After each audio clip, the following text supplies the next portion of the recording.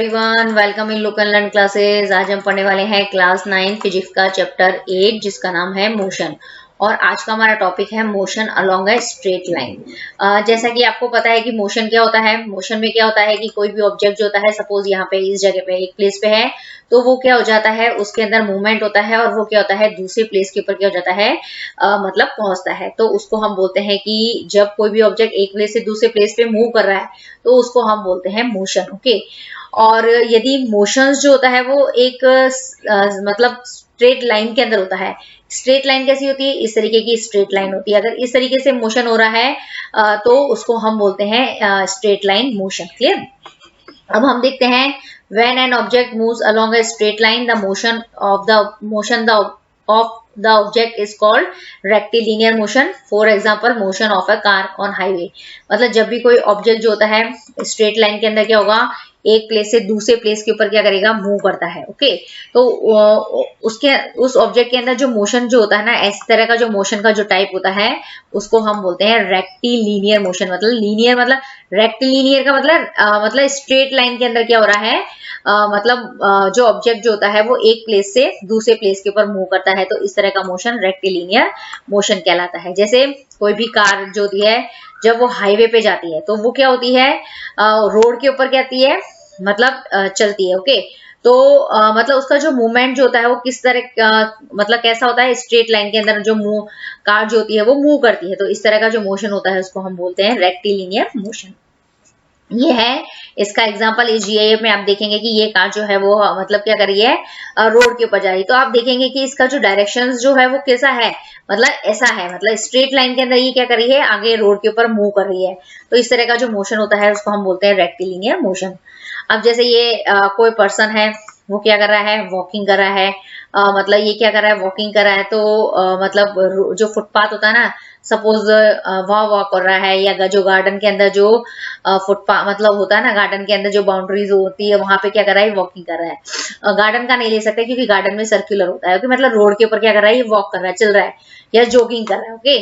तो इसके अंदर ये एक प्लेस से क्या कर रहा है, दूसरे प्लेस के ऊपर क्या कर रहा है, जा रहा है। तो मतलब इसके अंदर कुल मिला के क्या हो रहा है, मोशन हो रहा है। और ये मोशन जो किस डायरेक्शन के अंदर हो रहा है, स्ट्रेट लाइन मतलब सीधी लाइन के अंदर मतलब मूव कर रहा है। ओके। ये पर्सन या जो बॉय है तो उसको हम बोलते हैं रेक्टिलिनियर मोशन। ओके। यदि कोई ऑब्जेक्ट जो होता है वो एक प्लेस से क्या जाता है, दूसरे प्लेस के ऊपर जाता है, और दूसरे प्लेस पे जाता है और कैसे जाता है, स्ट्रेट लाइन के अंदर उसका मूवमेंट होता है, तो उसको हम बोलते हैं रेक्टिलिनियर मोशन। अब हमारा नेक्स्ट टॉपिक है डिस्टेंस क्या होता है। The distance covered by an object is described as the total path length covered by an object between two and points. मतलब कोई भी मतलब किसी भी ऑब्जेक्ट को का जो डिस्टेंस होता है उसको हम कैसे समझा सकते हैं, मतलब जिसमें क्या होता है कि ऑब्जेक्ट जो होता है उसमें क्या एक मतलब कोई भी ऑब्जेक्ट है, जब उसके अंदर मोशन होता है तो वो क्या होता है कि एक एंड पॉइंट से दूसरे एंड पॉइंट पे जाता है। ओके। तो मतलब ये एक पॉइंट है, ये एक पॉइंट है और ये दूसरा पॉइंट है। ओके। तो मतलब जब मोशन होगा ना तो ऑब्जेक्ट नेचुरल जो होगा वो इस पॉइंट से इस पॉइंट के ऊपर जाएगा। क्लियर? तो अब क्या होता है कि मतलब जब ऑब्जेक्ट जो होता है वो एक पॉइंट से दूसरे पॉइंट पे जा रहा है तो इस तरीके से कैसे भी जा सकता है, इस तरीके से। ओके। या फिर इस तरीके से ऐसे ऐसे ऐसे करके कैसे भी जा सकता है। मतलब कुल मिला के वो ऑब्जेक्ट जो है वो एक पॉइंट से दूसरे पॉइंट पे चला गया है। तो एक एंड पॉइंट से दूसरे पॉइंट तक जाने के अंदर उसको कितना पाथ जो होता है, मतलब जो टोटल पाथ उसने कवर किया ना, तो उस टोटल पाथ की जो लेंथ होती है उसको हम क्या कहते हैं, वो डिस्टेंस के नाम से उसको डिस्क्राइब करते हैं। क्लियर? तो यहाँ पे ये बोला है कि distance is a numerical quantity, it's mean scalar quantity. जो डिस्टेंस जो होती है वो कैसी क्वांटिटी होती है, न्यूमेरिकल क्वांटिटी होती है, या फिर उसको हम बोलते हैं स्केलर क्वांटिटी। तो अब न्यूमेरिकल और स्केलर क्वांटिटी क्या होती है, we do not mention the direction in which an object is travelling while mentioning about the distance covered by the object. मतलब जो स्केलर क्वांटिटी या जो न्यूमेरिकल क्वांटिटी वो क्वांटिटी होती है जिसके अंदर हमें क्या है कि उस क्वांटिटी को मेंशन करने के लिए ऑब्जेक्ट जिस डायरेक्शन के अंदर ट्रेवल करा है उस ट्रेवल करने की जो डायरेक्शन जो होती है उसको मेंशन नहीं करना पड़ता है। क्लियर? मतलब स्केलर क्वांटिटी वो हो गई जिसके अंदर आपको क्या करना पड़ेगा कि मतलब आपको सिर्फ उसका मैग्नीट्यूड लिखना पड़ता है, उसकी वैल्यू लिखनी पड़ती है, और उसके साथ में मतलब सिर्फ उसकी वैल्यू लिखेंगे, आप वो भी नंबर के अंदर लिख देंगे और उसका यूनिट लिख देंगे, लेकिन जो डायरेक्शन होती है ना ईस्ट वेस्ट साउथ नॉर्थ, ये आपको लिखने की जरूरत नहीं होती है। While mentioning about the distance covered by the object, सिर्फ आपको क्या करना है कि उस ऑब्जेक्ट ने कितना डिस्टेंस कवर किया। सपोज 5 किलोमीटर किया है तो 5 किलोमीटर आप लिख देंगे। सपोज उसने 10 किलोमीटर्स किया है तो 10 किलोमीटर्स लिख देंगे। उसके साथ आपको डायरेक्शन लिखने की जरूरत नहीं होती है। तो ऐसी क्वांटिटी जिसके अंदर सिर्फ आपको मैग्नीट्यूड लिखना है, मतलब नंबर में आंसर लिखना है, ओके, उसके साथ आपको डायरेक्शन मेंशन नहीं करना है, तो उसको आप क्या बोलते हैं, स्केलर क्वांटिटी कहते हैं। क्लियर। इस पिक्चर्स के अंदर हम डिस्टेंस को समझेंगे। यहाँ पे ये क्या है, एक गाड़ी है, गाड़ी के रूप में मतलब एक ऑब्जेक्ट के रूप में हमने क्या लिया है, कार को लिया है। ओके, ये जो कार जो होती है वो इस पॉइंट से क्या होती है, स्टार्ट होता है, तो ये स्टार्टिंग पॉइंट हो गया। और फिर ये गाड़ी जो होती है वो ऐसे मतलब इस तरीके से इसका मूवमेंट हो रहा है, और ये गाड़ी इस तरीके से मूव करके मतलब क्या हो रही है, ये इस एंड पॉइंट पे जाती है। मतलब ये एक पॉइंट और ये दूसरा पॉइंट, मतलब जो डिस्टेंस जो होता है वो 2 पॉइंट, मतलब जो स्टार्टिंग पॉइंट है और एंड पॉइंट के बीच में उस ऑब्जेक्ट ने कितना पाथ कवर किया है, कितना टोटल पाथ जो है वो कवर किया है, उसी को हम क्या बोलते हैं, डिस्टेंस कहते हैं। क्लियर। अब यहाँ पे ये एक और मतलब उससे आप क्या समझ सकते हैं, डिस्टेंस को समझ सकते हैं।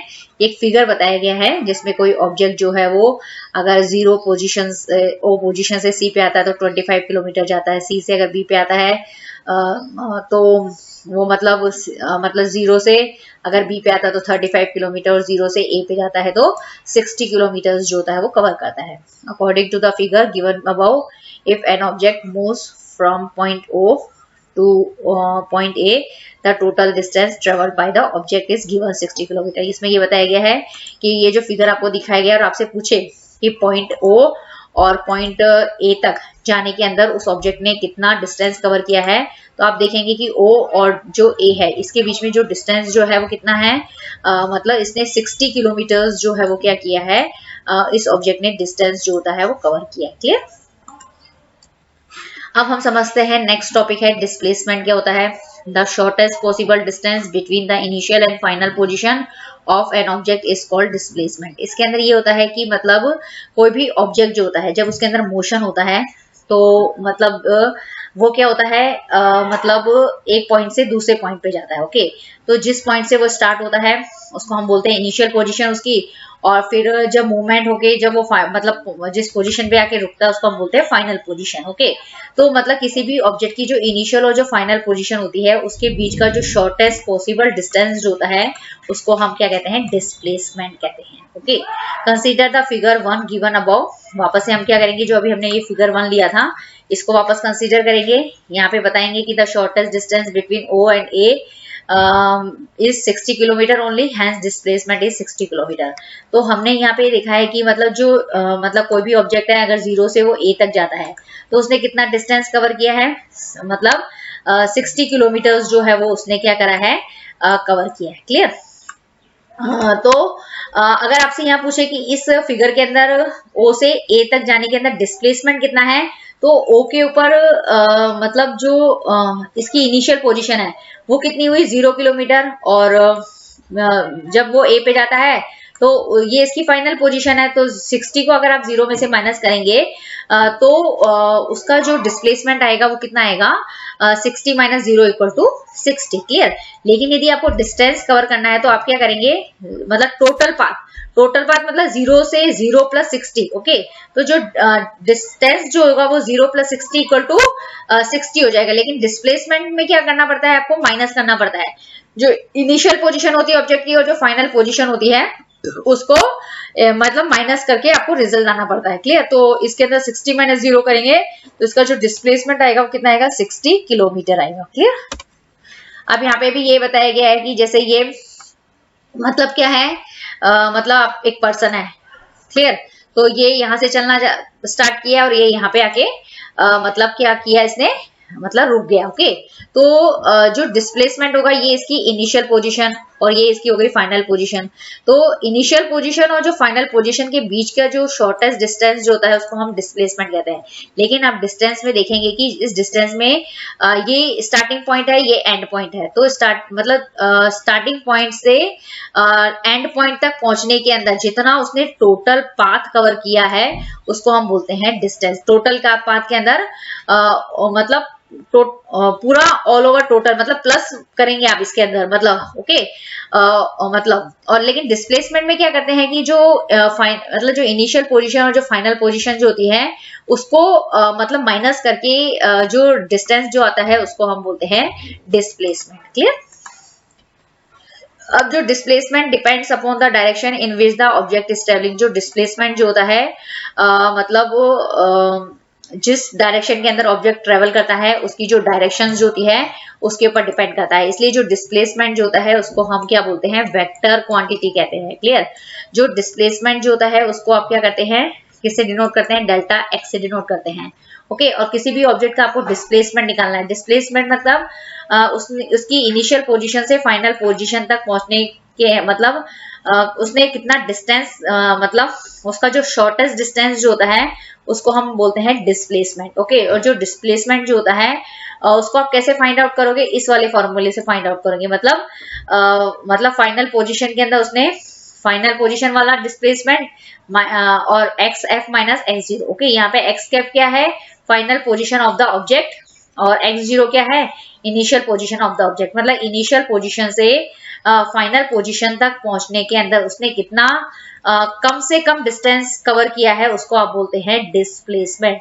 और डिस्प्लेसमेंट को आपको शो करना है तो उसके लिए आपको मतलब क्या बताना पड़ता है कि उसको डायरेक्शन के साथ आपको मतलब मेंशन करना पड़ता है। इसलिए हम बोलते हैं कि जो डिस्प्लेसमेंट जो है वो क्या है, एक वेक्टर क्वांटिटी होती है। Clear.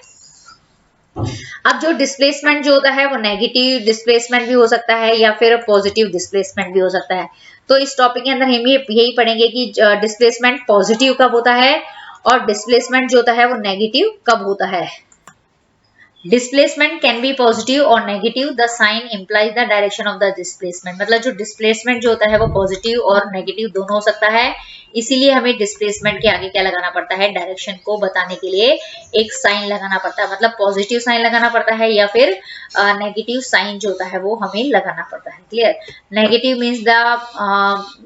Means that is the moving to the left और डाउन। मतलब यदि नेगेटिव डिस्प्लेसमेंट है तो उसके अंदर जो ऑब्जेक्ट का जो मूवमेंट हो रहा है वो कैसे हो रहा है, लेफ्ट के अंदर हो रहा है। मतलब लेफ्ट का अंदर होने का मतलब क्या है कि जो ऑब्जेक्ट जो होता है वो वेस्ट डायरेक्शन के अंदर मूव कर रहा है या फिर डाउन डायरेक्शन के अंदर क्या कर रहा है, वो मूव कर रहा है। मतलब डाउन का मतलब क्या हो गया, वो साउथ के अंदर मूव कर रहा है। मतलब जो नेगेटिव डिस्प्लेसमेंट होता है उसके अंदर ऑब्जेक्ट का जो मूवमेंट जो होता है या तो लेफ्ट होता है या फिर डाउन होता है। लेफ्ट का मतलब होता है कि वो वेस्ट डायरेक्शन में मूव कर रहा है और डाउन का मतलब होता है कि वो साउथ डायरेक्शन के मतलब उसके अंदर मूव कर रहा है। क्लियर। यदि वेस्ट और साउथ डायरेक्शन के अंदर ऑब्जेक्ट मूव करता है तो ऐसा डिस्प्लेसमेंट कैसा होता है, उसको हम बोलते हैं नेगेटिव डिस्प्लेसमेंट। अब पॉजिटिव डिस्प्लेसमेंट का मतलब क्या होता है कि positive means that the moving to the right और अप। मतलब पॉजिटिव डिस्प्लेसमेंट का मतलब ये था कि इसके अंदर जो ऑब्जेक्ट जो होता है वो या तो राइट के अंदर मूव करेगा या फिर ऊपर की तरफ अप साइड के अंदर क्या करेगा, मूव करेगा। ओके। राइट साइड के अंदर मूव करने का मतलब होता है कि वो ईस्ट वाली जो डायरेक्शन होती है उसके अंदर मूव कर रहा है। यदि वो ऊपर मूव कर रहा है तो मतलब कौन सी डायरेक्शन के अंदर मूव कर रहा है, नॉर्थ की डायरेक्शन, नॉर्थ डायरेक्शन के अंदर मूव कर रहा है। तो ऐसा डिस्प्लेसमेंट जो जिसके अंदर ऑब्जेक्ट क्या होता है, ईस्ट या फिर नॉर्थ के अंदर मूव करता है तो उसको हम बोलते हैं पॉजिटिव डिस्प्लेसमेंट। तो मतलब डायरेक्शन के बेस के ऊपर जो डिस्प्लेसमेंट होता है वो पॉजिटिव और नेगेटिव होता है। ओके। तो मतलब डिस्प्लेसमेंट को शो करने के लिए हमें डायरेक्शन को मेंशन करना जरूरी है और उसी डायरेक्शन के मतलब बेस पे ही हम उसको क्या बोलते हैं, जिस भी क्वांटिटी को मेंशन करने के लिए डायरेक्शन कंपलसरी है उसको हम बोलते हैं वेक्टर क्वांटिटी। तो जो डिस्प्लेसमेंट जो होता है वो वेक्टर क्वांटिटी है और जो डिस्टेंस जो होता है वो कैसी क्वांटिटी है, स्केलर क्वांटिटी होती है। डिस्टेंस स्केलर क्वांटिटी है, जो डिस्प्लेसमेंट जो है वो कैसी क्वांटिटी है, वेक्टर क्वांटिटी है। क्लियर। हम जानते हैं कि जो डिस्प्लेसमेंट जो होती है वो एक वेक्टर क्वांटिटी होती है। मतलब डिस्प्लेसमेंट को हम वेक्टर क्वांटिटी इसलिए कहते हैं कि डिस्प्लेसमेंट को यदि आपको क्या करना है, मेंशन करना है, तो उसके लिए उसको मैग्नीट्यूड के साथ साथ में उसका डायरेक्शंस जो होता है वो आपको मतलब वो भी बताना पड़ता है। ओके, इसलिए हम डिस्प्लेसमेंट को क्या बोलते हैं, वेक्टर क्वांटिटी कहते हैं। मतलब कोई भी क्वांटिटी हो, यदि उसको मेंशन करने के लिए यदि डायरेक्शन जरूरी है तो उसको आप क्या बोलेंगे, वेक्टर क्वांटिटी कहते हैं। क्लियर। तो अब हम देखते हैं कि डायरेक्शन के बेस के ऊपर जो डिस्प्लेसमेंट जो होता है वो दो तरह का होता है। एक होता है पॉजिटिव डिस्प्लेसमेंट और दूसरा होता है नेगेटिव डिस्प्लेसमेंट। जो पॉजिटिव डिस्प्लेसमेंट के अंदर जो ऑब्जेक्ट का मूवमेंट जो होता है वो कैसे हो सकता है, या तो अपसाइड हो सकता है, मतलब अपसाइड का मतलब वो नॉर्थ के अंदर मूव करेगी, या फिर राइट साइड के अंदर मूव करेगी। राइट साइड का मतलब होता है या फिर वो ईस्ट डायरेक्शन के अंदर क्या करती है, मूव करती है। ओके, तो इसके अंदर ये बताया गया है कि यदि मूवमेंट, ऑब्जेक्ट का मूवमेंट कैसा हो, अप साइड में हो या फिर राइट साइड में हो, ऐसे बोल सकते हो, या फिर आप ऐसे बोल सकते हो नॉर्थ साइड में हो या फिर ईस्ट साइड में हो, तो भी जो डिस्प्लेसमेंट जो होता है उस ऑब्जेक्ट के अंदर उसको हम बोलते हैं पॉजिटिव डिस्प्लेसमेंट। तो यहाँ पे ये बताया गया है कि पॉजिटिव डिस्प्लेसमेंट के अंदर क्या होता है कि जो ऑब्जेक्ट जो होता है वो कैसे मूव करता है, मतलब अप साइड के अंदर मूव करता है। अप साइड का मतलब वो नॉर्थ के अंदर क्या कर रहा है, मूव कर रहा है। क्लियर। या फिर यदि वो कैसे मूव करे, राइट साइड के अंदर मूव करे। ओके, मतलब ये आप देखेंगे कि ये राइट साइड है। ओके, और ये है लेफ्ट साइड। क्लियर। तो यदि राइट साइड के अंदर मूवमेंट हो रहा है उसका तो ये आप क्या करेंगे, उसको पॉजिटिव डिस्प्लेसमेंट हो रहा है। राइट साइड का मतलब क्या है, वो ईस्ट डायरेक्शन के अंदर क्या कर रहा है, मूव कर रहा है। क्लियर। तो उसको हम क्या कहते हैं, पॉजिटिव डिस्प्लेसमेंट कहते हैं। अब नेगेटिव डिस्प्लेसमेंट के अंदर क्या होता है कि कोई भी ऑब्जेक्ट का जो मूवमेंट जो होता है वो कैसे होता है, डाउन की तरफ होता है। डाउन का मतलब ये होता है कि वो नीचे की तरफ, मतलब साउथ वाली डायरेक्शन के अंदर मूव कर रहा है, तो उसको आप क्या कहते हैं, नेगेटिव डिस्प्लेसमेंट कहते हैं। क्लियर।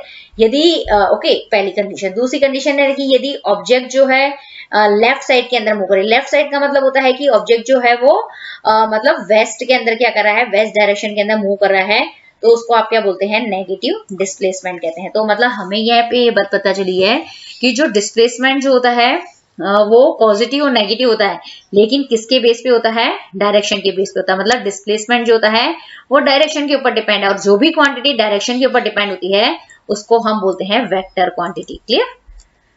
अब इसको आप पूरा अच्छे से देख लीजिए कि नेगेटिव और जो पॉजिटिव डिस्प्लेसमेंट क्या होता है। इसके अंदर देखेंगे कि कोई भी ऑब्जेक्ट, सपोज ये ए पॉइंट है।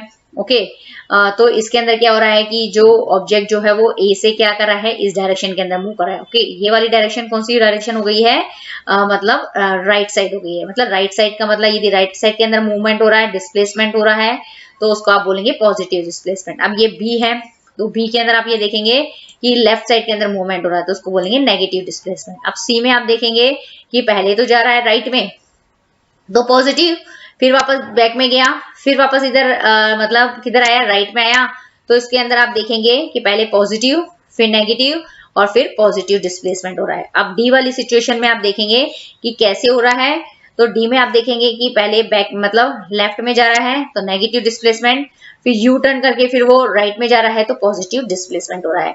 तो मतलब लेफ्ट में जा रहा है, राइट में जा रहा है, उसके बेस के ऊपर जो डिस्प्लेसमेंट जो होता है वो दो तरह का हो गया, नेगेटिव और पॉजिटिव डिस्प्लेसमेंट। नेगेटिव में क्या हो जाएगा कि लेफ्ट साइड में जाएगा, और पॉजिटिव में क्या हो जाएगा, राइट साइड के अंदर क्या होगा, मूवमेंट होता है ऑब्जेक्ट का। क्लियर। अब हम इसको देख लेते हैं कि डिस्प्लेसमेंट जो है वो निकालते कैसे हैं। तो आप देखेंगे कि displacement of object B is negative, मतलब जो ऑब्जेक्ट बी है उसका जो डिस्प्लेसमेंट जो है वो नेगेटिव कैसे है। क्लियर। तो आप ये देखेंगे, अब हमें ये प्रूफ करना है कि मतलब कोई भी ऑब्जेक्ट जो होता है वो ऑब्जेक्ट बी जो है, आप देखेंगे ये ऑब्जेक्ट बी है, वो किधर जा रहा है, मतलब लेफ्ट में जा रहा है। ऑब्जेक्ट बी किधर जा रहा है, लेफ्ट में जा रहा है, तो इसका जो डिस्प्लेसमेंट है वो नेगेटिव है, लेकिन नेगेटिव कैसे है वो आपको देखना है। ओके, तो मतलब ऑब्जेक्ट बी का डिस्प्लेसमेंट निकालना है, तो इसको आप लिखेंगे डेल्टा बी, और डिस्प्लेसमेंट निकालने का फॉर्मूला क्या होता है कि final position of the b और initial position of the b. मतलब जो बी जो है उसकी मतलब इनिशियल मतलब जो final position, sorry initial position कितनी है 12, और जो फाइनल पोजीशन है वो कितनी है 7 है। ओके, तो इसकी जो फाइनल पोजीशन जो है वो ऑब्जेक्ट बी की वो कितनी है 7 है, और इनिशियल पोजीशन कितनी है वो कितनी है 12। तो ये आप देखेंगे कि इसका आंसर है कि जब 7 को -12 करेंगे तो -5 इसका रिजल्ट आता है। Clear.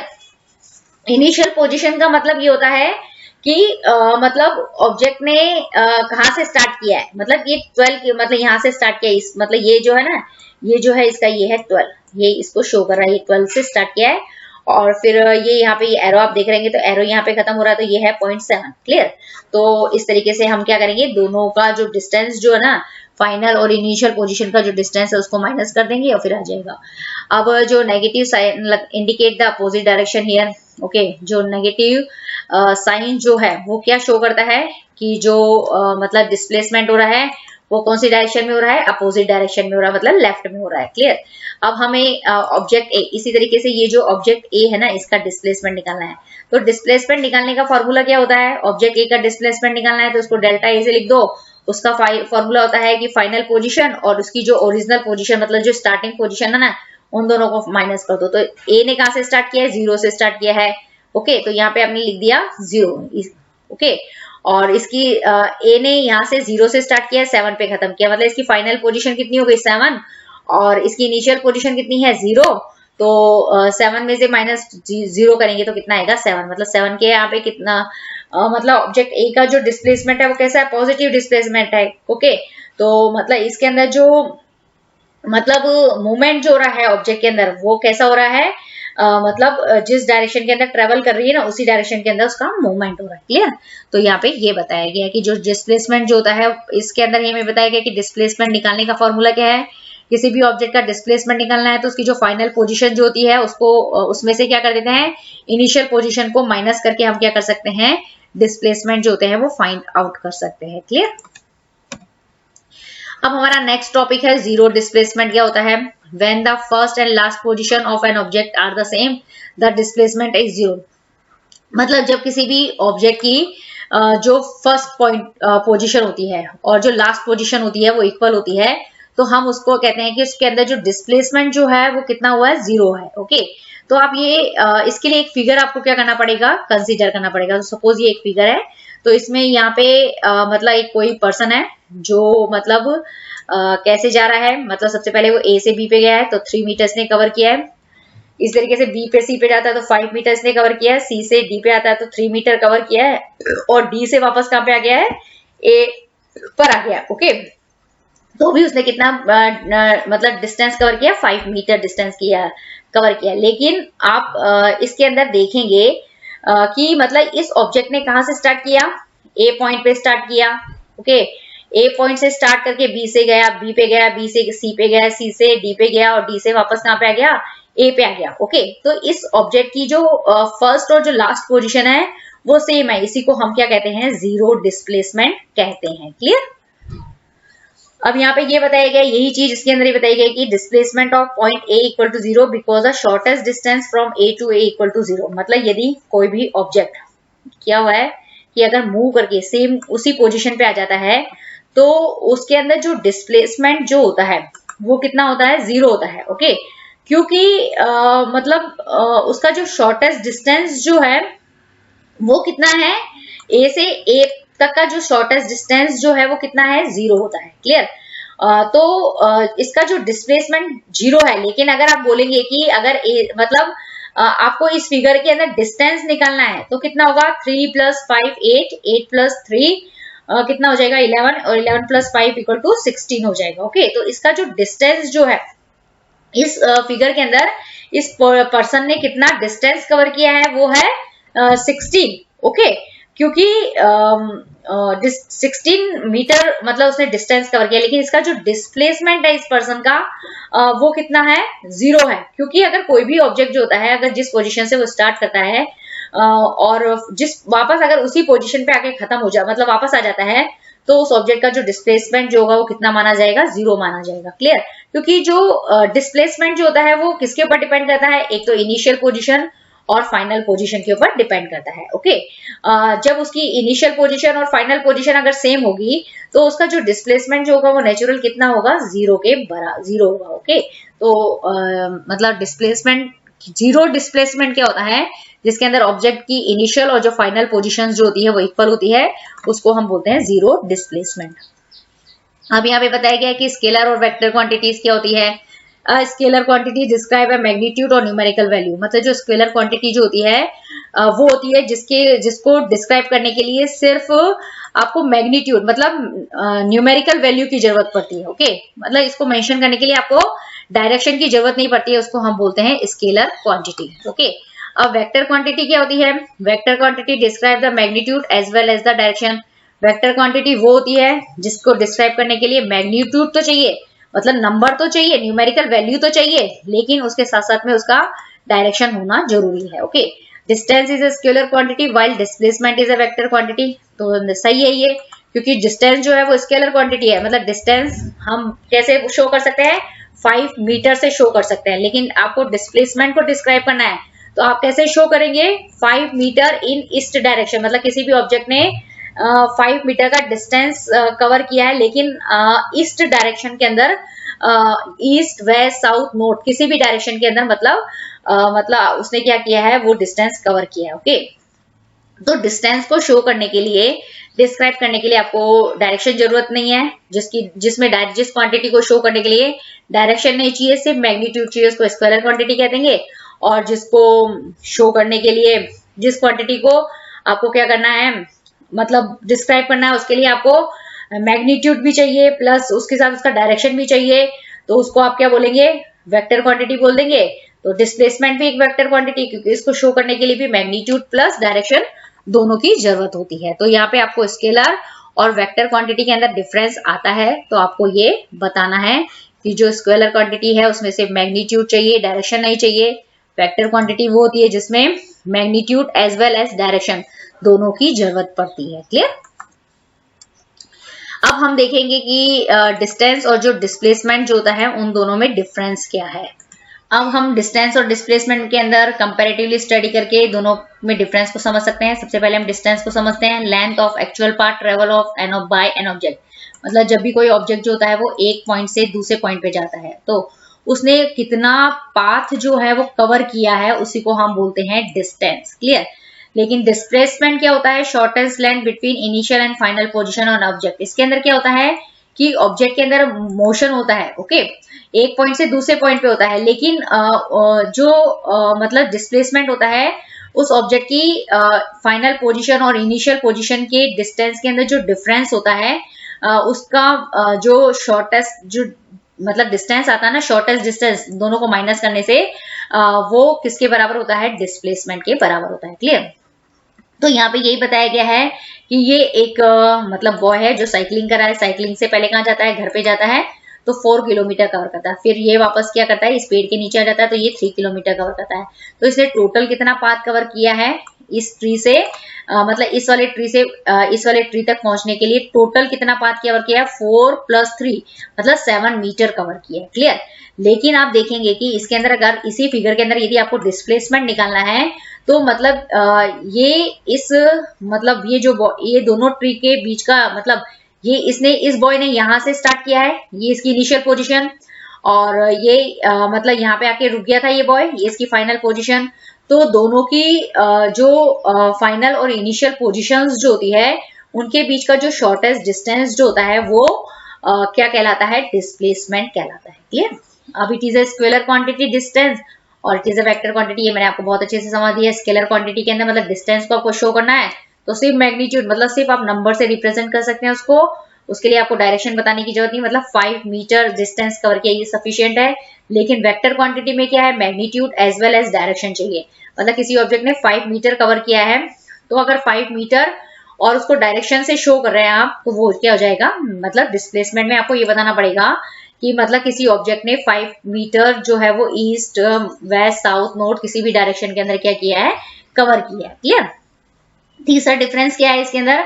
It remains positive, can not be zero negative. जो डिस्टेंस जो होता है वो हमेशा पॉजिटिव होता है, कभी भी जीरो नहीं हो सकता है और कभी भी नेगेटिव नहीं हो सकता है। क्लियर?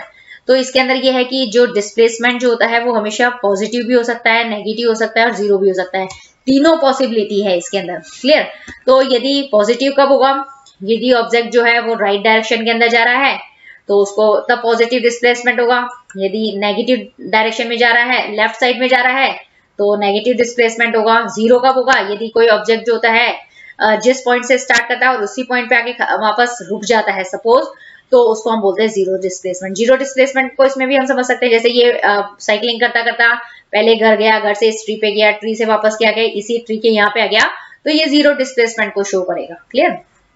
अब इसके अंदर फोर्थ डिफरेंस ये है कि distance can be equal to displacement और it's greater than the displacement. जो डिस्टेंस जो होता है वो डिस्प्लेसमेंट के बराबर तो हो सकता है, ओके, और हाँ पहली चीज डिस्प्लेसमेंट के बराबर हो सकता है या फिर डिस्प्लेसमेंट से ज्यादा भी हो सकता है। Clear?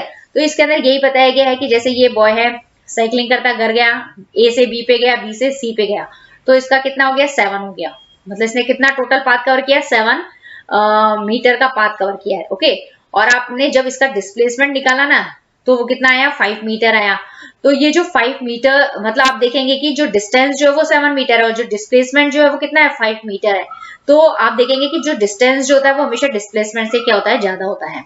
Displacement can be equal to distance और इट्स लेसर देन डिस्टेंस, मतलब जो डिस्प्लेसमेंट जो होता है वो डिस्टेंस के इक्वल हो सकता है ये, ओके, लेकिन जो डिस्प्लेसमेंट जो होता है वो हमेशा डिस्टेंस से कम होता है। ये चीज मैंने आपको समझाई है कि मतलब आपने यहाँ देखा कि ये एक साइकिलिंग मतलब बॉय है, ए से बी पे गया, बी से सी पे किया, 7 मीटर का डिस्टेंस कवर किया, लेकिन आपने इस पूरे के अंदर जब इसका डिस्प्लेसमेंट निकाला वो कितना आया 5 मीटर है। तो डिस्प्लेसमेंट जो है वो हमेशा क्या होता है डिस्टेंस से क्या होता है कम होता है। क्लियर?